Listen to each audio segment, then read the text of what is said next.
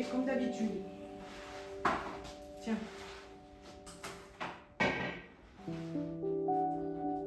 tu m'aides. Et on va aller chercher. Viens, on va aller chercher les assiettes.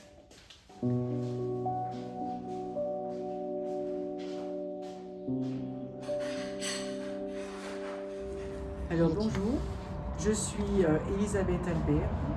Je suis mariée depuis 52 ans. Jean-Claude était à ce moment-là à Bully. Il reprenait des études.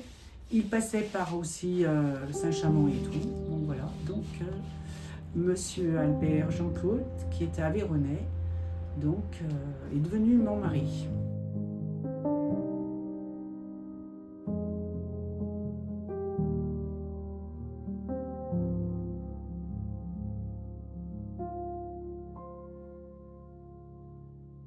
Avant, quand je travaillais pour les fêtes, donc Natacha était toute seule avec lui, et ben il savait très très bien cuisiner, parce que c'est un fin gourmet.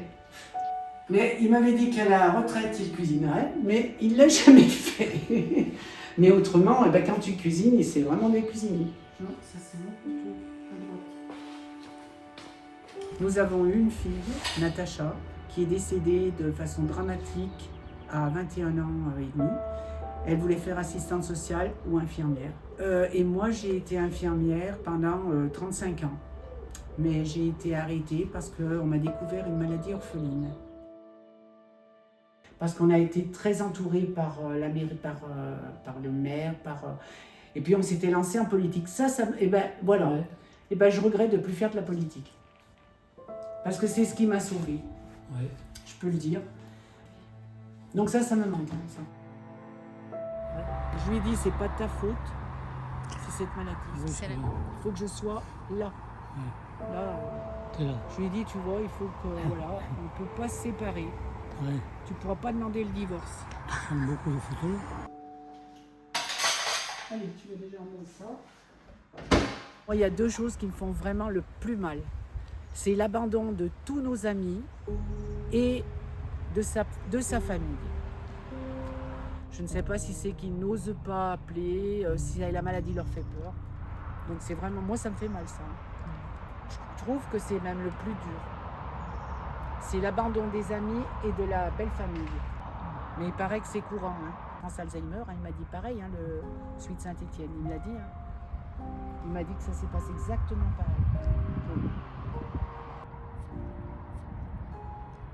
Parce qu'en plus, moi qui ai soigné pendant 35 ans cette maladie, je sais trop ce qui va m'attendre. Quelquefois, on a envie, par exemple, il y a des fois que j'aurais envie de pleurer. Ben, je suis obligée de me retenir par rapport à lui. Donc, comme l'autre jour, non, j'ai craqué complètement. Mais il y a des fois où j'aurais envie, ça me ferait du bien de pleurer. Mais il se fait tout de suite du souci. Donc... alors que si j'étais seule, ben, je craquerais un bon coup, ça me ferait du bien.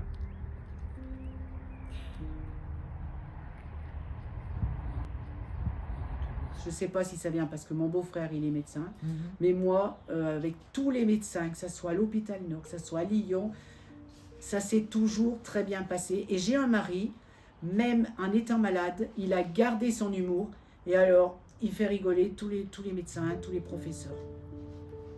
Et il dit toujours ça. Il a toujours un mot à dire. Tout le temps, tout le temps, tout le temps. Il a gardé son humour. Et puis, bon, ben, on essaye encore de... Je l'emmène chaque fois aux courses. Hein. On fait toujours les courses ensemble. Ouais. Puis bon, ben, c'est vrai qu'on s'est quand même toujours aimé. Hein, Jean-Claude ? Ouais. On s'est toujours aimé. Même s'il y a eu quelquefois des hauts et des bas. Bon, c'est vrai qu'on a passé les premières années de la maladie. Ça a été dur. Il s'en est pas rendu compte, mais ça a été très dur pour moi. Parce qu'il ne me reconnaissait pas, je pense, au moment où il avait les crises.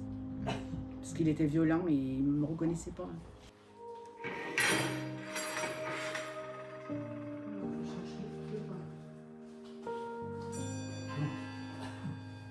Et c'est là que je craque. J'ai craqué. L'autre jour, j'ai vraiment craqué. Hein. J'ai craqué et après, envers Jean-Claude, je lui ai dit, mais c'est pas contre toi, c'est parce que c'est la maladie. Oui, et ben, c'est cette putain de maladie, je le dis, qui a rien à y faire. Je m'excuse, je le dis. Hein. Voilà, c'est cette putain de maladie où il n'y a pas de traitement et où ça ne va pas aller s'arrangeant. Donc c'est vrai, c'est ça qui me fait vraiment mal. C'est de voir que je ne peux plus compter sur Jean-Claude.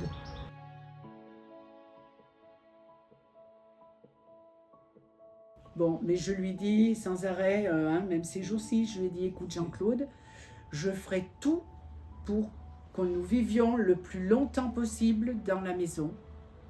Je lui ai promis que je ne le placerai pas en EHPAD tant qu'il pourra rester à la maison, mais quitte à prendre des aides. Mais je lui ai promis, il le sait, que je ne l'abandonnerai pas. Hein, parce que moi, j'ai été malade pendant 10 ans, c'est vrai, après la mort de Natacha, et il m'a quand même soutenu, il n'est pas parti. Parce que lui, il ne le faisait pas voir, il ne faisait pas voir son deuil. Il ne me l'a jamais fait voir. Il ne s'est jamais arrêté. Et il m'a avoué que s'il avait craqué, ben, c'était catastrophique pour nous deux.